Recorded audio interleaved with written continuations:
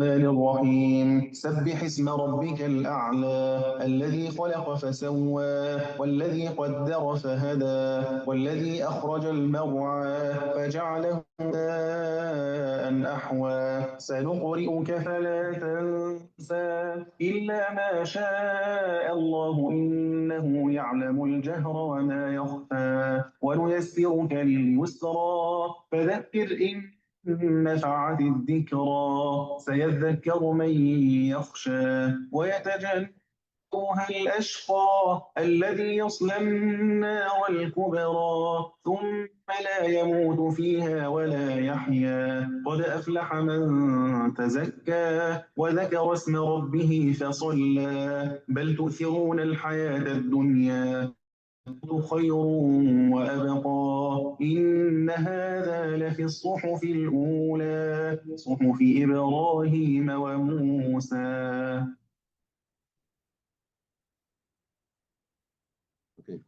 الحمد لله نحمده ونستعينه ونستغفره نعوذ بالله من شرور أنفسنا ومن سيئات أعمالنا وأشهد أن لا إله إلا الله وحده لا شريك له وأشهد أن سيدنا محمدا عبده ورسوله اللهم صل وسلم وبارك على سيدنا محمد وعلى آله وصحبه ومن تبعهم إلى يوم الدين. The main theme of Surah Al-A'la is actually referred to the glorification of Allah subhanahu wa ta'ala for two things, for his perfection, perfect creation, and his guidance to the creations. And then a reminder that the success in the hereafter depends on your purification of the personal soul purification and the remembrance of Allah subhanahu wa ta'ala.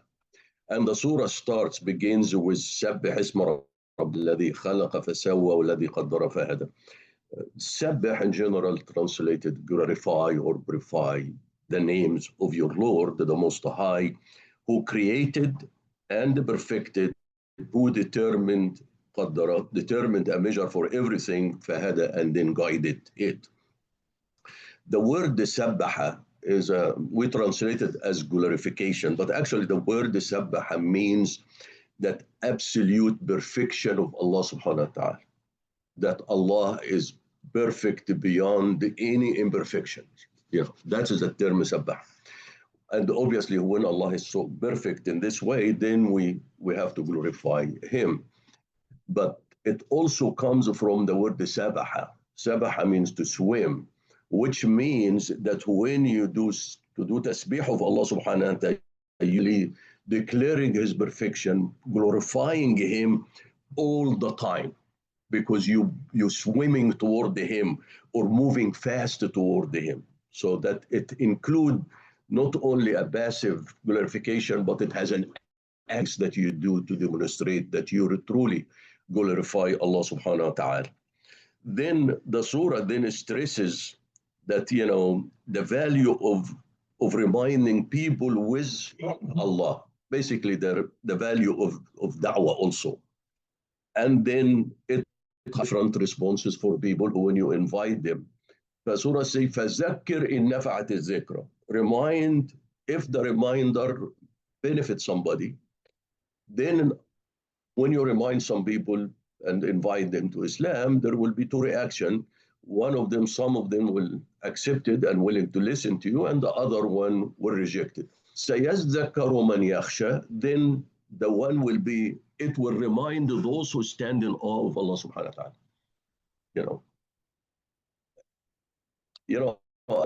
I always translate yakhsha not as fear, but as an awe of Allah subhanahu wa ta'ala, because fear is a negative thing, and awe is you basically have, it is a different feeling of respect and honor, in this regard.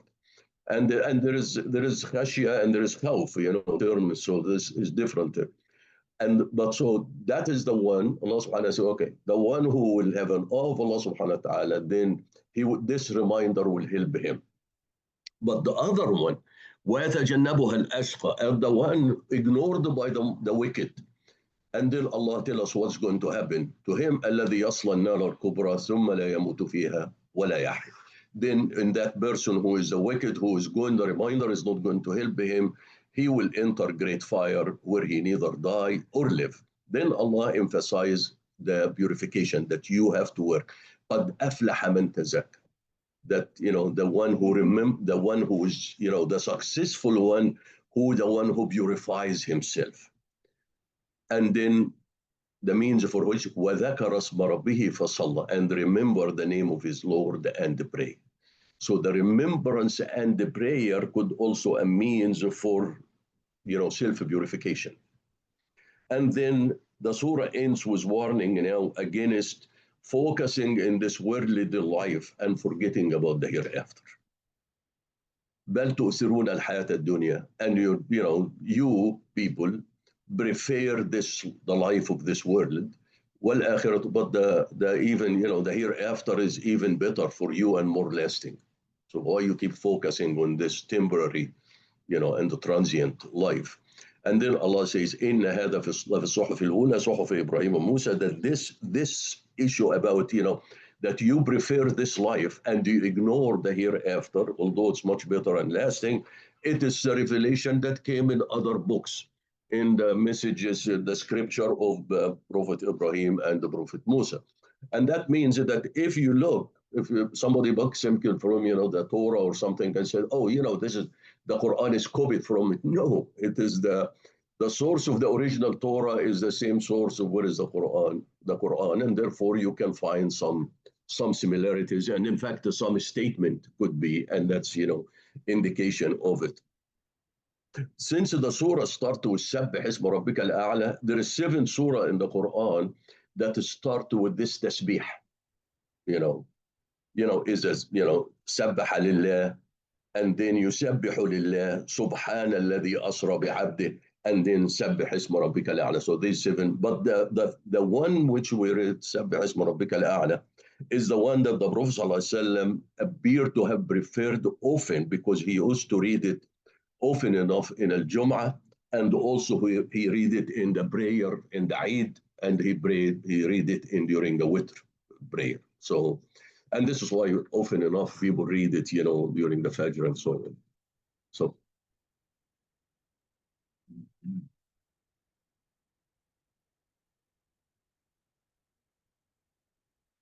these surah are quite short actually. So sometime when I'm trying to discuss the theme, you almost have to discuss all of the ayat in it, So inshallah we'll go Surah Al-Ghashiah now. بسم الله الرحمن الرحيم. هل أتاك حديث الغاشية؟ وجوه يومئذ خاشعة عاملة ناصبة تصلى نارا حامية تسقى من عين آنية ليس لهم طعام إلا من ضريع لا يسمن ولا يغني من جوع وجوه يومئذ ناعمة لسعيها راضية في جنة عالية لا تسمع فيها لاغية فيها عين جارية فيها سرر مرفوعة وأكواب موضوعة ونمارق مصفوفة وزرابي مبثوثة أفلا ينظرون إلى الإبل كيف خلقت وإلى السماء كيف رفعت وإلى الجبال كيف نصبت وإلى الأرض كيف سطحت فذكر إنما أنت مذكر لست عليهم بمسيطر إلا من تولى وكفر فيعذبه الله العذاب الأكبر إن إلينا إيابهم ثم إن علينا حسابهم. Now, Surah Al-Ghashiah, the focus on it, or the main theme of it, is the reality of the hereafter. And then directly go in and draw distinction between 2 groups, a group who are doomed and a group who are being blessed. And then Surah also invite us to reflect, I want to hold ourselves accountable, but also reflect in the creations of Allah subhanahu wa ta'ala and remember His science. So the surah starts, هل أتاك حديث الغاشية? Have you heard the information about the overwhelming event, which is one of the names of the Day of Judgment? And obviously, when this is a rhetorical question, you don't expect an answer because you have heard the minute so many times, And then then directly, therefore, the surah immediately goes after, because if you keep hearing it, and you keep ignoring it, then it's almost like a student who you keep telling him, you are going to have exam next week, every day. And then he comes in completely unprepared. He says, did you hear about the exam? And here is, obviously you have heard about it so many times. And frankly, if you look the whole Quran, it's the subject that often mentioned is actually the day of judgment. Because if you believe in the day of judgment, and then you are going to be accountable, then all of the other things fall apart. In fact, I was talking to my son yesterday actually, and talked about, which is amazing. They said, if you have more laws, would the society become more righteous, or you have less laws? Less laws. What Islam did, you remember Allah subhanahu wa ta'ala tells us, don't keep asking questions about halal haram. I'm telling you, but the more you ask, what's going to happen? The more laws will be set in. So what we did with our Muslims, we actually wrote books about laws. So Allah subhanahu have made few laws for us and kept the fundamental principle and said, if you have pure heart, you have this innate nature, your fitra should guide you to what's good or bad. You don't have to keep asking. But we did it and then forgot about the fitra and worry about manipulating the laws. So then immediately after this comes in the discussion between these two people. And Allah started with those people who are going to have, the faith of those people who deny, who ignore the day of judgment. وجوه يومئذ خاشعة. You have heard it, so I don't have to read it again. That in that day you have this downcast faces, laboring and weary, as they enter the blazing fire, يصلى نارا حامية, and they drink, وتسقى من عين, you drink from a boiling spring, with no food except the bitter thorns, that neither nourish nor satisfy their hunger. If you can, the Quran actually has almost, if you are an artist, you can paint the picture.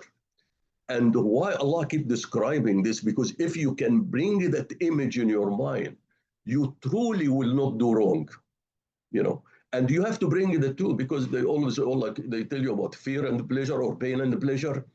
But in order to get the pain, you have to visualize it and internalize it. So if you do this and said, well, my goodness, am I doing this? And then I'm going to go to the burning fire, and then I'm going to only drink from a boiling spring. I'm going to eat, basically bitter thorns. This is worth doing, risking this, for doing this? Then Allah directly give the contrast to the righteous. وجوه يومئذ, and look at the contrast. In the first one, وجوه يومئذ خاشعة, the face is downcast, they humiliated. And in the other one, وجوه يومئذ ناعمة, that means radiant with bliss.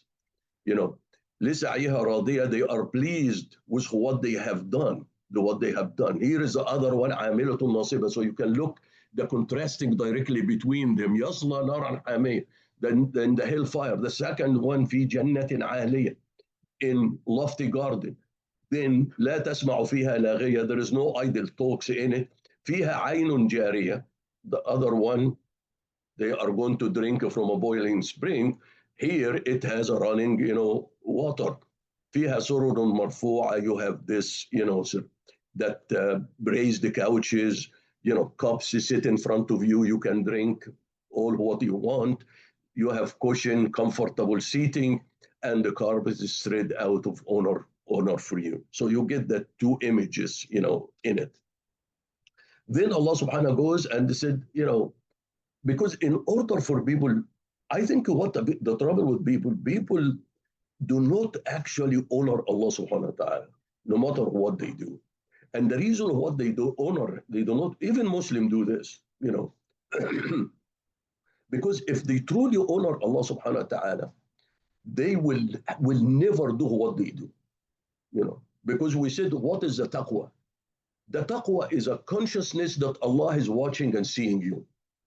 Would you do what you did if somebody important is seeing and watching you? If the answer is no, how dare you do it in front of Allah subhanahu wa ta'ala, and you said, I honor Allah subhanahu wa ta'ala. So And it can be in the house, it can be with friends, it can even if we sit down and do say nonsense. Somebody important, your CEO with you and sitting hearing two friends talking to each other, and the CEO don't come. Do you continue to talking about this nonsense? The answer is no. So anyway, so Allah subhanahu wa ta'ala always, how do you know really Allah? You know him by his creation. Therefore, he always directs us to study the creation. And then he comes, Allah subhanahu wa ta'ala asks us, أفلا ينظرون إلى الإبل كيف خلقت وإلى السماء كيف رفعت.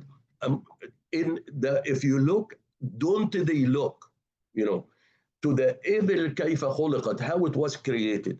The common translation for the إبل, that is camels. But remember, you have to the Quran, when it talk about something, there has to be linked. It cannot be separate, because the second one, وإلى السماء كيف رفعت, and to the sky, how it was raised. So what is the relation between the camels and the sky? You can't, unless you come with this, then you look to another meaning for the Ibil. The Ibil means the clouds. Then how the cloud was created, was formed, because it brings your life. And how is this raised, the heaven, the sky was raised. Then وَإِلَى الْجِبَالِ كَيْفَ نُصِبَتْ, and the mountain that was anchored to protect you and keep the earth stable. وَإِلَى الْأَرْضِ كَيْفَ سُطِحَتْ, how this flat earth doesn't move because of the mountain. So you find that translation of the word the Ibil as camels, it's a little bit does not fit within the theme and the connection between the rest of the ayah. So that's why I bought camels, which is as common, but what I really personally feel comfortable with is more the clouds. Then the surah concludes with this, was basically clarifying the prophet role and your role. What's our role in this life? To do the da'wah, not to force people to change, just to invite them. Allah subhanahu wa ta'ala says, فَذَكِّرْ إِنَّمَا أَنْتَ مُذَكِّرٌ. All your role is you are a reminder, just remind them. لَسْتَ عَلَيْهِمْ بِمُسَيْطِرٍ. You are not controller over them. You have no control over those people. I give them the free choice. They can decide to do right or wrong or obey or disobey. That's none of your business in this regard. And then whoever rejects the message, إِلَّا مَنْ تَوَلَّى وَكَفَرْ فَيُعَذِّبْهُ اللَّهُ الْعَذَابَ الْأَكْبَرَ إِنَّ إِلَيْنَا إِيَابَهُمْ ثُمَّ إِنَّ عَلَيْنَا حِسَابَهُم. And as for those who disbelieve and turn away, Allah will punish them with the greatest torment. They will be punished in the hereafter. To us their return, and it is to us call them to account. So the surah started with the Ghashiah reminder. Did you hear about the Ghashiah? And ended with that, yes, they will return to us and we will hold them accountable in this regard. So it is just the surah is, as I said, is short, and it's just to prepare us, let us reflect in the hereafter. Here word muzakkar in muzakkar is like a reminder or reminder. In the context of it, it can be a warner too. You can put a reminder, yeah. Last time, remind them, yeah. But remember, the context of it, it's a punishment. Zakir with the punishment, if they do not. So you can. Okay, we'll go to Surah Al-Fajr, inshallah.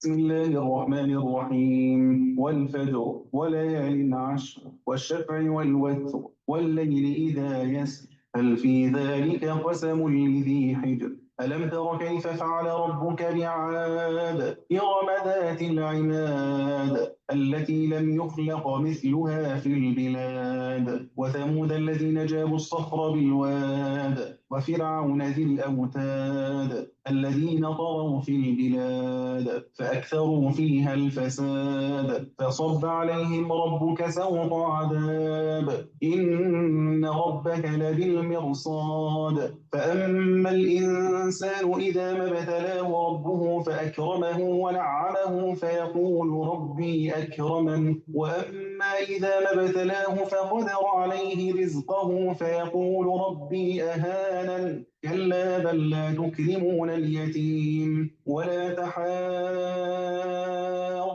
على طعام المسكين وتأكلون التراث أكلا لما وتحبون المال حبا جما كلا إذا دكت الأرض دكا دكا وجاء ربك والملك صفا صفا وجيء يومئذ بجهنم يومئذ يتذكر الإنسان وأنى له الذكرى يقول يا ليتني قدمت لحياتي فيومئذ لا يعذب عذابه أحد ولا يوثق وثاقه أحد يا أيتها النفس المطمئنة ارجعي إلى ربك راضية مرضية فادخلي في عبادي وادخلي جنتي.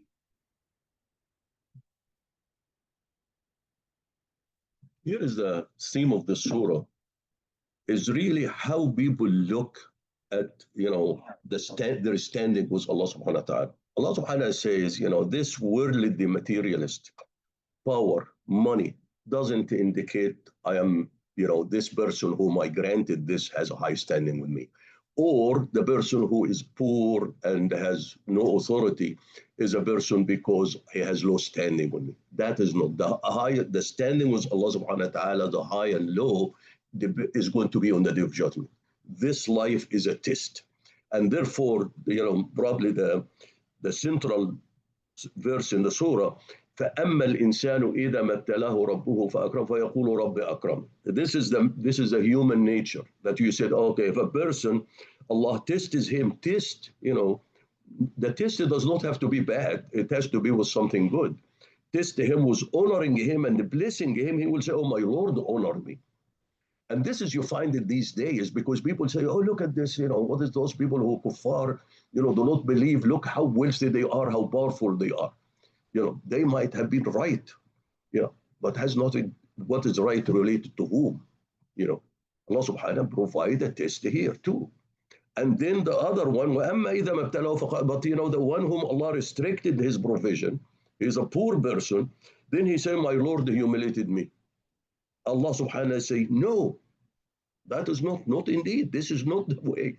This has nothing to do, your wealth, your position has nothing to do with my honor or my humiliation for you. These are tests. I put it in for those people. Then Allah subhanahu wa ta'ala comes and say, the humiliation and the honor will be on the day of judgment. That's when what count. Then start and giving him the one whom you think it was honored because wealth and power. Allah subhanahu wa ta'ala say, that person, يَوْمَ يَتَذَكَّرُ الْإِنسَانُ, and that person will remember, But how good is the remembrance at that day? Yes, Allah give you power and give you wealth, so what did you do with them? And then يقول يا ليتني قدمت حياتي. He said, I wish I have provided good deeds in front of me for that day when things will count. فيومئذ لا يعذب عذابه أحد ولا يوثق وثاقه أحد. In that day, this is also an important one.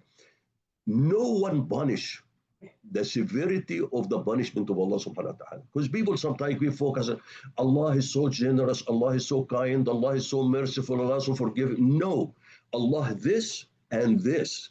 Allah can punish severely too, can destroy also. So don't keep focusing one and take it for granted, in that case. As much as He has infinite mercy, He can also give you punishment that nobody can punish like Him. And if He hold you, restrain you and shackle you, nobody can shackle you like Him. So the surah comes in and says, that on that day, none can punish as Allah can punish. And no one can shackle or restrict as Allah can restrict.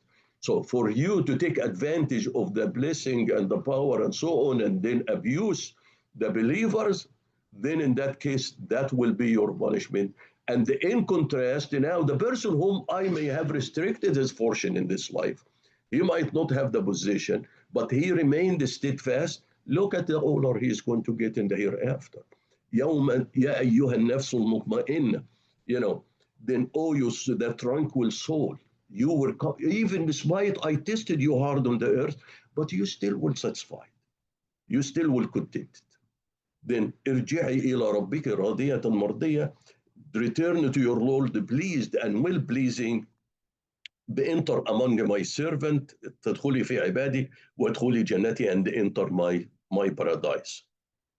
Now, so Allah, but Allah subhanahu, although in the beginning here in this ayat, Allah talk about the day of judgment, but doesn't mean Allah does not punish people in this life too. If Allah give people power and wills and so on, and they abuse, the believer, Allah can punish him. Therefore, directly in after Allah make the oaths, Allah comes in, Alam tara, Allah talks about now very powerful nations, Ad and Samud and Fir'aun, about the most tyrant king and the most powerful nations, Ad and Samud. So Allah subhanahu wa ta'ala say, Alam tara kayfa fa'ala rabbuka bi'ad. Didn't you see what your Lord have dealt with the people of Ad? Iram ذات العماد, of people of Iram that has these lofty pillars.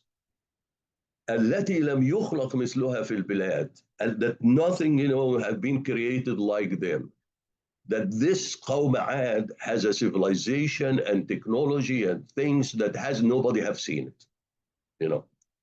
When then Allah talk about وثمود الذين جابوا الصخر, and Samud, what they did in the mountain, they basically carved the mountains homes. What technology would you have? Can you go to the mountain and carve it and make a house in it? Unless can you do it with a chisel and a hammer? Or you must have tools to do this, وَفِرْعَوْنَ ذِي الْأَوْتَادِ, and then the Pharaoh who has this mighty power. I told you many times, I don't think we know who Ad is until now. And in fact, actually, there is some people come talk and say the people who build the pyramids and who build all of this technology is the people of Ad. And they used to live in this. So trouble with that, we sometimes we don't, but if you come and say Allah subhanahu wa ta'ala say التي لم يخلق مثلها في البلاد, there is nothing has been created like them, came ever, then if that is, it means it would have to have something, they have something remaining for us to know this, But now the surah started, and I'm coming now to I'm saying the beginning of the surah at the end of the talk, because I want to focus on it a little bit. The surah started with 4 oaths. All of this issue about, that Allah subhanahu will destroy nation who did Ad and Samud and Fir'aun. Allah subhanahu, that honor is only honor and humiliation in the hereafter. Nothing what you see in this life is represent the honor and the humiliation, no matter how powerful and so on. Allah have prefaced all of this with the 4 oaths. وَالْفَجْرِ وَلَيَالٍ عَشْرٍ وَالشَّفْعِ وَالْوَتْرِ وَاللَّيْلِ إِذَا يَسْرٍ. By the dawn, by the 10 nights, by the even and the odd, and by the night at the birth. And then Allah comes after this, and He said, what else do you want? I'm giving all of this comes because when you make an oath, you're also supposed to reinforce what is going to come behind it. He said, after I'm telling you all of this, all of that, I made this oath with these things. What else do you want if you have an intelligent?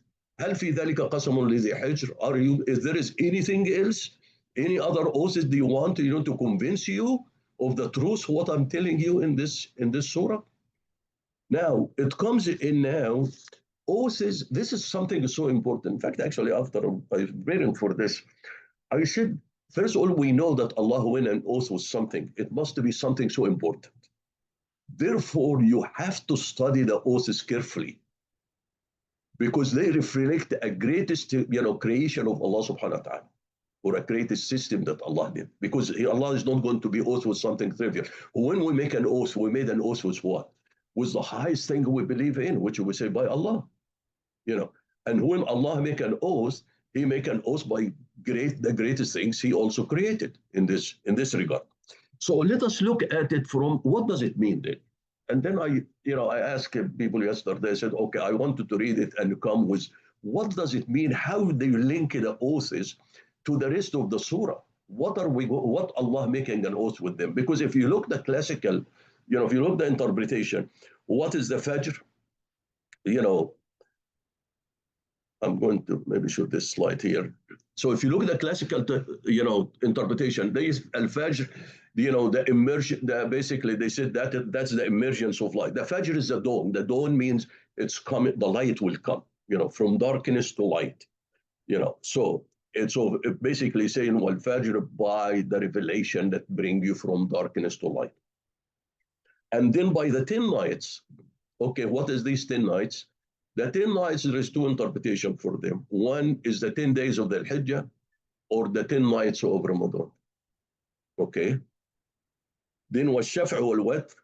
Shaf'a means even and Watr is odd. Then the Shaf'a, they said the duality of the creation. That Allah subhanahu wa ta'ala create, night and day, male and female. So that's the Shaf'a. And the Watr is one, which is Allah subhanahu wa ta'ala is one. And then وَاللَّيْلِ إِذَا يَسْرِ, as the night, departs. As the night departs, that's if the time will passes and the hereafter will come. And darkness will go and the light will come. Or the decree of Allah subhanahu will come, manifest itself. Now you come and say, when you look at this, can you relate these oaths to the rest of the surah? Because the oaths have to be linked to the surah, So you always, if you study the oath interpreted, they support the message of the surah. Then can you come with a different interpretation of them and say, how is this related to the punishment of the people who do evil? About, the elevation of people in the hereafter, or the basic in the hereafter, how you link it to them. So I'll offer few and you can come with your own. There is nothing here. You have to accept my views on it, but you can speculate on it, because the more you do it, you can study more of the creation of Allah subhanahu wa ta'ala. So one of them, I said, okay, let's look at the Fajr as the emergence of the human being.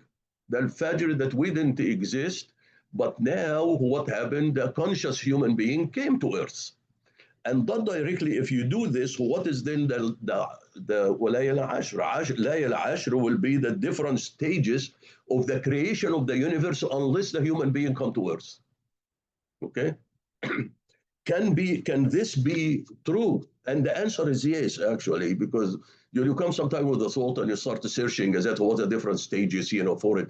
Then you come, the first one was the Big Bang, and this scientific now, people have to know. The first one is, is Big Bang. When is the Big Bang? They said it's about 13.8, basically billion. So it's 13.8 billion years ago. Okay. And then after the Big Bang, what they have the cosmic inflation. That everything will expand, the rapid expansion of the universe. Then you have the quark Golem Plaza, which now they're going to have basically elementary particles start forming. Then you have to start the formation of protons and the neutrons, which is number 4. Now, when it cools down, the quarks now combine to form protons and the neutrons. And then you directly know after this, after the form of protons and neutrons, you have to have in the elements. And now the second one is that nucleosynthesis, which you have hydrogen, helium, and the traces of lithium will be formed. Then you have the photon decoupling, which now the protons is going to, form an atom now. The protons is going to form an atom, that second stage. Then from these atoms, then they start forming the stars. And the groups of stars form galaxies. And then after that, number 8 become the planetary system. Now you have created now heavier elements through the fusion reaction. Then you have, after this, you come the emergence of life on Earth. And this happened, they said, about 3 billion years ago. Then the 10th one is the emergence of man. Man comes to Earth, few thousand, years ago. So, and then what was Shaf'a wal Watr then? The Shaf'a will be all of the universal dualities, because everything in the universe, matter and the antimatter, who exist. And Allah is the one, is the singularity. The only Allah subhanahu wa ta'ala is one. وَاللَّيْلِ إِذَا يَسْرِ, it implies is actually the end of although I created all of this, but it is the time will be past, and then will come, basically things will come down and destroy it, and then hereafter will start. So as the time passes, it means a transition to another form of creation and life.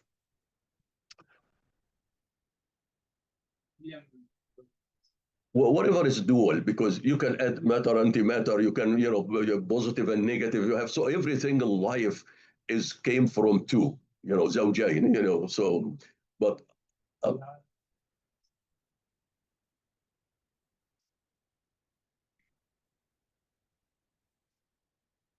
okay, okay, that's okay. Yeah, this is the beauty of it. This, why I'm telling you this, because frankly, it probably has no benefit, to you. But if you're doing this, studying the Quran with a younger kid who in, middle school or something, and you ask him, oh, let us go search the information. He will learn now about all of this. He might not his own go and read a book about it, but now he's going to study. That is what the Quran, why Allah put all of these things, because the Muslim have to become a super intelligent person, because in order to advance, in order to represent Islam, you have to be good, you know. So the objective of this, because when Allah said make an oath, most of something important is study it and come with something to it. Then it becomes, maybe a question becomes, why Allah subhanahu wa ta'ala say 10 nights? Why didn't 10 days? Because people come when they say, okay, the 10 nights, the 10 days of the Hajj. Well, Allah didn't say 10 days, then 10 nights. So they said, oh, no, but it means the 10 nights of Ramadan. What does Ramadan has to do with this, with the surah, in this regard? But now, if you think about 10 nights, it's and if you ask the question, why? Because as soon as you go above the Earth's atmosphere, everything is pitch black, dark. Even if you go near the sun, you couldn't see. It's dark. So therefore, there is no day. It's all, basically all night. And that's why the choice is, but the choice of the word itself, because if you coming, I said, my always focus, frankly, teach the kids the Quran by asking them a question. That is how you let them start to study physics, study chemistry, mathematics, and so on. Then this will be one approach of it. Now you can come and say, wait a minute. But Allah subhanahu wa ta'ala, after this oath directly, he talked about the destruction of Ad and Samud Fir'aun. Okay. Can you link to it? To it. So if you look to the Quran, then you force it your son or your daughter or grandson or granddaughter, let's look for Quran, how long it took to destroy those people. Then you find out Allah subhanahu wa ta'ala talk about Samud that it's 3 days. They warned it for 3 days. 3 days has 2 nights. And then how much, if you go to Ad, Allah subhanahu wa ta'ala say he destroyed them with violent wind for how? 7 nights. And this for Surah Al-Haqq, And then Fir'aun, he was around in 1 night. So if you take 2 nights for Samud, 7 nights for, for Ad, and 1 night for Fir'aun, it become 10 nights. So Allah subhanahu wa ta'ala, he make an oath with the 10 nights of destruction of the greatest nations, and then tell us who are those nations after this. That could be also another indication of what is the oath referring to in this regard. And so that will be one. The third option, actually, there's more than, and you can come with some others. In fact, actually, this morning I kept searching for another one. The third option is basically looking in the Quran and say, because the end of the day talk this about what's going to happen to human being. How about if we look to it and look at the phases or the stages of the creation of man? Would they become 10 stages on it? And if you search in the Quran, you find actually, yeah, you can come with it. With the first one is going to be a declaration of Allah that He is going to create a man. So the first one is that this list. Then Allah subhanahu wa ta'ala come and say He created him from from a clay that He gathered. Then the salsal, salsal min amal masnoon. This is another stage. Then He takes the sawarakum, the formation, and and forming it and perfected your form. That's a fourth one. Then come and affectu fihim ruh. That's the fifth one. Then He taught him the names, 6. And then He asked the angel to prostrate to him, That is 7. Then he tested him in paradise, and he failed in the test. So, and then he have basically Adam repented, and Allah accepted his repentance, which is 9, and then he sent him to earth. That's 10. So you get all of these, Now you can come and say, what is the odd and the even there? You said maybe odd and the even. If you want to look, a little bit deeper, you said odd means the man and the even will be the woman. How is this even, woman? Because the woman is what went into chrome. Now you go deeper in biology now. You said, okay, isn't the woman is XX? 2 X's. Okay, what's man? Is XY. I mean, so he has 1 X and 1 Y. It's not 2 because 2 has to be the same, together. So you can talk male, female, and a lot of other things. But at the end of the day, you said who is always the one, comes basically to Allah subhanahu wa ta'ala is the one. And the witr because of Prophet sallallahu alaihi wasallam has a hadith that says, Allahu witru yuhibbul witr. So in that regard. As the night departs, as the man basically moves from the ignorance stage to the light, to the spiritual stage. Another one, which also I didn't put it here, but actually this is for people who are spiritual, more spiritual, like follow sometimes a Sufi type. They come and say the Fajr symbolizes, this spiritual awakening. You were ignorant, you were in darkness, and now you are going to come in light. وليال عشر symbolizes these 10 stages of soul purification. What is these 10 stages of soul purification? Tawbah, then zuhd, you know the terms. Tawbah means repentance, zuhd detachment, from the materialistic things. Then sabr, patience. Then shukr, being gratitude. Then ikhlas, sincerity. Then khawf wa raja, which is fear and hope, or awe and hope. Mahabba, divine love Allah. Then tawakkul, which is trusting, full trusting in Allah subhanahu wa ta'ala. Rida, contentment of the divine decree, accepting the divine decree, but tied to the surah also because it's not wealth and power. What I give, indicate that I love you or I don't like you. And then the last one is ma'rifatun and yaqeen, is certainty now. About now you know the truth. Yeah. So they come with these different things. All the key issue to me that you have when you study, and you should look at this for all of the surahs, frankly, that has oaths, and reflect on them not as by themselves, but as they tie to the theme of the surah. Particularly, as I said, when you're studying it with younger people, because we all talk about creations, something Allah done.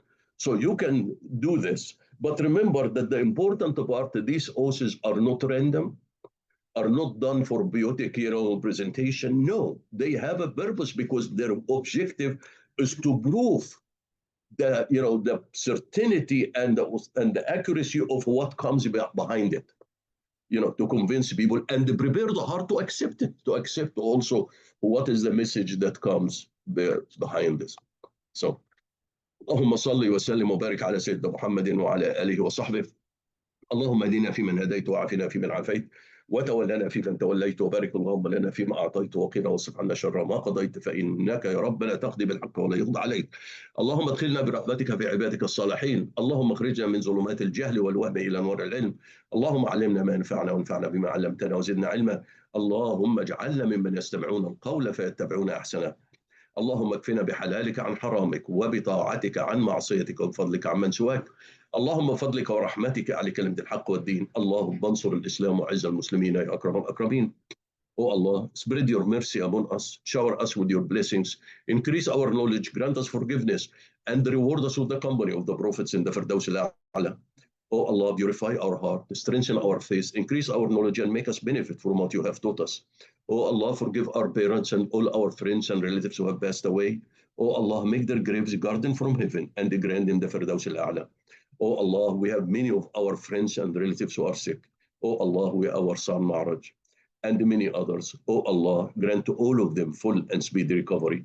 Oh Allah, guide our children, protect them and make them righteous. O Allah, grant us the power and the ability that we may be grateful for all of the favor that you have bestowed upon us and our parents, and that we may do righteous deeds that are pleasing to you. O Allah, we seek from you all of the good, whether we know it or we don't. And we seek your refuge from all evil, whether we know it or we don't. O Allah, we have many of our brethren who are under oppression and injustice. O Allah, heal their trauma, protect their helpless, and grant them lasting peace and prosperity. Oh Allah, we ask with every name you have elected for yourself, that none of us leave this gathering, but his pains have been relieved, his worries have been removed, his debts have been paid, his weaknesses have been concealed, his sins have been forgiven, and his needs have been fulfilled. سبحان الله وبحمده عدد خلقه ورضا نفسه وزنة عرشه ومداد كلماته. سبحان الله وبحمده عدد خلقه ورضا نفسه وزنة عرشه ومداد كلماته. سبحان الله وبحمده عدد خلقه ورضا نفسه وزنة عرشه ومداد كلماته. والعصر إن الإنسان لفي خسر إلا الذين آمنوا وعملوا الصالحات وتواصوا بالحق وتواصوا بالصبر. وآخر دعوانا أن الحمد لله رب العالمين والصلاة والسلام على خير المرسلين. اللهم صل وسلم وبارك على سيدنا محمد وعلى آله وصحبه وسلم.